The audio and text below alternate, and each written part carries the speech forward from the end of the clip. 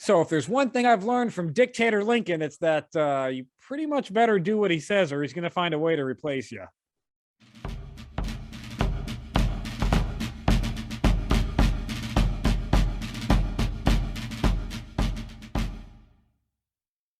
Hello and welcome to Civil War in Hindsight. And I'm Lieutenant Tommy. With me, as always, is Prospector Johnny. And I hope you're staying a little warm this week, Prospector, because our Union boys out with Grant are not staying warm. Not staying warm. What are they doing? At all. On the week's going to begin on January 10th with Grant beginning to move his troops from Cairo, Illinois, down to Columbus, Kentucky. His operations to Columbus are actually just meant to be a diversionary tactic so that Buell's movements into Tennessee can, begin maybe. Okay, so they're trying to pull people from where Buell is in Kentucky up to draw the troops away, essentially, so that he can then they're trying to draw troops to Columbus, Confederate troops to Columbus, with Grant going in that direction, so that way Buell can head down to Tennessee. Got it. Okay, if he decides to ever.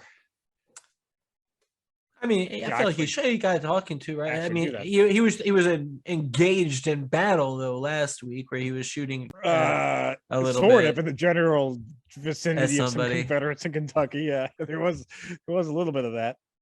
This march is going to see very little fighting. This campaign is actually going to see very little fighting for Grant. But what it is going to do is teach his men how to march in the winter, because it is a cold, freezing, rainy Midwest winter. Yeah, that's a Midwest winter for him. Yeah, it's a whole lot of shit out here. A lot of cold wind. Dreary, wet March. Yeah, probably rather gray. Very gray, yeah. Sounds awful. So I'm sure his boys are loving learning about that, though. That's you learn something new. That's fine. Learn how to. At least they're doing something, right? They're keeping busy. There's nothing wrong with a little man-on-man cuddling in a foxhole. So gotta stay warm. They're ready to do that.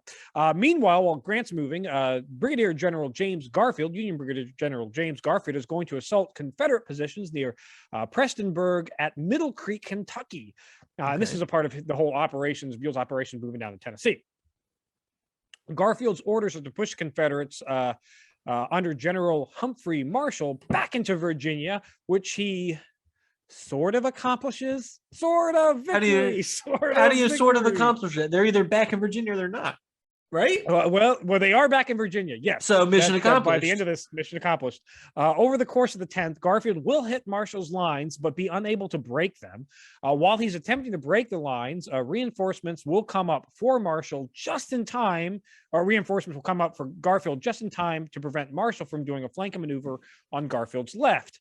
So both sides engage in a battle. It's more of a skirmish, but a battle. But neither lines are broken. And at the end of the battle, both lines decide, all right, we're gonna go.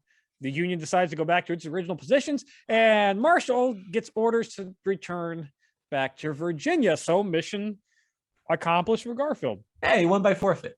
It essentially is. And they're like, we give up. We're gonna go back anyway, and that happened to be the order. So. That's a win. A win's a win. Let's take it. Put it in the win column, Tommy. Put it in the win column. Both sides claim victory, and the end result is the Union forces are going to have 27 total casualties, the Confederates 65. So that actually sounds more like a Union win to me. That is a Union victory, if you ask me. Yeah, that's more than double. More than double the casualties. That's a loss for the Confederacy, and they retreated out of the state into a completely different state. Not all the Confederate forces, just Marshall's forces, but yes, Marshall's forces are back in Virginia. So that's the one that matters for this battle. A little bit of a side note here, as I alluded to at the beginning of this episode, Lincoln is going to have a talk with Secretary of War Simon Cameron, who is a little bit of trouble because in his last report, he put very strong anti-slavery comments in his reports, which the media got a hold of. And Lincoln's running on, abolition, he's not ready to be like, this war is over slavery just yet. Okay, hasn't the South already kind of said that, though? And so isn't it kind of already about that? And so what's he even doing here? Why is he mad that... What? Yes, isn't Johnny, it... Yes, but Is it because you forget? Is it because he just wants it to be him, Tommy? Is it because he wants it to be about him becoming a dictator, right? Yeah, probably. No, I get it. No, I get that. Kentucky, Missouri, Delaware, Maryland. That's fine. They knew what they signed up that for. Still haven't seceded yet. Yeah, they know what they signed up for. Kind of, sort of appease them, but yes, very, very much. I think. Wait, why do we have to kind of, sort of let them continue to own people as property? Well, we don't want them to secede, Johnny. So we can't say the war's only over slavery yet because we don't want them to secede. But if they're going to be pro-slavery, then yeah, we do. They can. They can get rid of their slaves and they get the hell out of this country. I mean, what is this about? There's active fighting already gone in two of those 4 states. So I mean, I guess, I get you, but that's where Lincoln's at. Okay, so what's he trying to say? It's about just preserving the Union. Preserving the Union, yeah. So he's gonna have some words with Simon Cameron about this whole thing, and we'll see how that turns out. On the 11th, a fleet of 100 vessels, totaling 15,000 men under the command of General Ambrose Burnside. They're going to be leaving Hampton Roads, Virginia, on their way to Hampton Roads, North Carolina. Okay. So we've got another invasion force, this time on their way to North Carolina. So we've got big invasion force that landed in South Carolina, and now we have a big invasion force leaving for North Carolina. So it looks like we've got the Carolinas wrapped up. We've got a front down in Georgia that's already going on, along with the front in South Carolina, fronts in Virginia and Western Virginia, or the Kanawha Valley. And we've got a front in Kentucky and a front in Missouri. So we got 5 fronts. Don't we have at once right now? We've got some stuff going down around Florida too, right? There's ports and whatever. Yeah, the ports. Yeah, that's the blockade. Not any land troops just as of yet. Well, no, but that's still. I mean, that talk about an anaconda plan. You want to surround him? We got you surrounded. Come out with your hands up and let the people that you think are property go and live their lives. So another front yet about ready to open up again against the rebels. Also on the 11th, Secretary of War Cameron is going to resign due to Lincoln's berating of him. He's going to... all right. Yeah, he resigned. What sort of option do you think he had? Well, he's going to tell Lincoln, like, hey, no hard feelings, dude. I was already kind of sick of this job. It's not going great. I was already going to... He's going to tell Lincoln that in public. I was already thinking about resigning anyways. It's fine.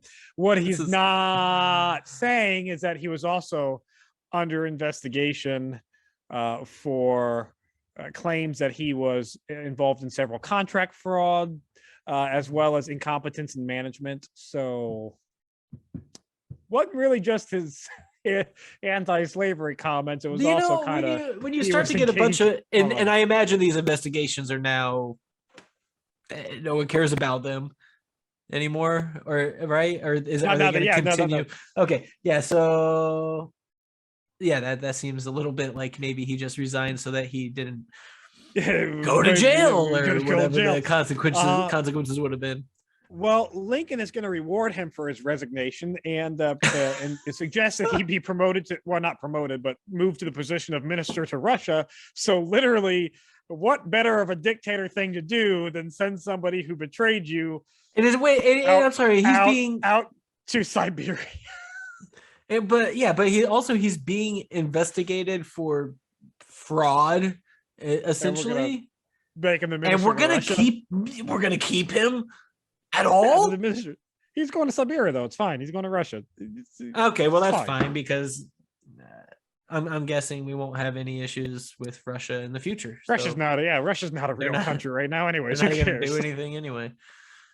On the 12th, fearful that McClellan's command was being undermined in Washington when Lincoln would meet with several advisors regarding no movement in Virginia, McClellan actually shows up to this meeting. So he's been sick with his typhoid fever for the last couple of weeks. Yeah. And now he hears that Lincoln's having a meeting about operations in Virginia. He's like, oh, hey, pretty sure I'm in charge of Virginia. That's my stuff, guy. I was just getting around to, doing some stuff once I started feeling better after I finished my soup. I was gonna do it. I was gonna do the thing. What are we meaning about? What's going on over there? Doing the thing? On the 13th, Burnside's fleet is actually going to arrive at the Hatteras Inlet in North Carolina. But his landing of the troops is kind of slow due to them, not bringing enough shallow water boats and then not bringing enough landing. But you kind of need the rowboats to get from boat A to the ground. Right. And Burnside forgot those boats. So they got what, like 2 boats that they're getting 6 guys across at a time, and they have 15,000. Yeah, so this is time to swim. Invasion. Time to learn to swim, boys. Time to learn to swim. Yep, slow invasion. That is true. On the 13th, Lincoln is also going to meet in Washington. He's going to meet his attorney, Edward Stanton, and he's going to talk to him about maybe taking the position on as the new Secretary of War. Stanton. All about it. And I thought you were going to say he was talking to his attorney to figure out how much trouble he was going to be in for all the war crimes that he's been committing, but he doesn't care about that, does he? No, he's meeting with prominent Washington attorney Edward Stanton about being the Secretary of War and talk about nepotism here because Stanton is personal friends with McClellan. So Lincoln, I'm not sure where you're going here. The dude who's refusing to meet with you, who's sick all the time and not doing anything in Virginia, you're gonna put his best buddy as a Secretary of War? Maybe he's hoping that opposites attract and they're best friends because this new guy is competent and will do things. Well, we'll see. Grant is going to arrive in Bladdenville, Kentucky, with his gunboats actually moving down the Mississippi, and they're going to begin bombarding Columbus, Kentucky, on the 14th. So his gunboats bombard Columbus, Kentucky, on the 14th. Grant himself is shooting shit into Columbus from the boat. Yep. No care for what any of it. Just it's a city that we don't like. We're gonna bomb it. It's not one that's being held with a bunch of Confederates or anything that we know. It's just everybody is a dirty rebel if they are in the. The dirty rebels. But Kentucky's not even seceded. No, but the dirty rebels are there, so we're going to bombard in the general vicinity of where we think. But only dirty rebels. Who cares, right? We're at war. We'll figure it out later. We have to live with these people in the future in the United States if we get them back. Yep. But Bladenville, Kentucky, there's no real opposition there. So Grant's welcomed in as well as you can welcome in an army marching into your city. I'd welcome them in. On the 15th, Grant is going to send another set of gunboats toward Fort Henry. While in Washington, Congress would confirm Stanton as a new Secretary of War. So yay, I have a new boss. Cool. I guess. Cool. But this was actually over some opposition because, again, there were some people who were like, he's McClellan's friend and McClellan's kind of a fuck up. So why are we voting this guy in? Yep. So there's that. There's also reports that he is a very dishonest, arbitrary, and unfit for the position. So they're worried about all of that. But nepotism. Nobody's concerned that he is being widely considered unfit for the position. Just that's fine. That's fine. Well, it's Congress, Johnny. So as long as you got majority vote, who cares about the minority? The good thing is it might Congress be a 49% minority, but the nice thing is Congress is filled with competent people. So there's not a single incident of a congressman beating the shit out of another congressman at this time.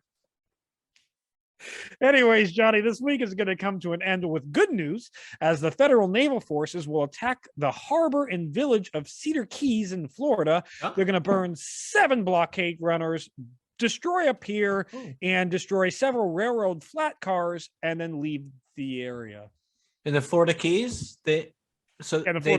They did the thing again, though, where they took it and then just give it back. Yeah, but then they abandoned it. We destroyed 7 Confederate boats, destroyed their pier, burned several flat cars, railroad cars, really disrupted things, and then we're like, bye. And this is in the Florida Keys? Florida Keys, yeah. Down in Cedar Keys. Cedar Keys in Florida. Yeah. And in January, and dumbass soldiers. Why would you not took stay it there? and didn't stay? Right? What are they gonna do? Come back and go fight in Virginia or something? What are you doing? Stay in Florida Keys. Here it's nice this time of year. I was just down in Fort Pickens. Yeah. Like during last summer, it was beautiful, white sandy beaches. If you could ignore, the Confederates on the other side taking pop shots at it, Sure. Great little place to stick your toes in the sand. Yeah. Relax a little. Enjoy it. Take it. But they don't. They destroy a bunch of stuff and then go back home. So I guess we'll see what happens next week. That's it for this week in Civil War in Hindsight. If you enjoy Civil War in Hindsight, check out Historic Hindsight. We talk about all kinds of fun stuff, like why the samurais, or what we know of the samurai, is all a bunch of bullshit, and why Mount Rushmore is actually Native American 6 gods.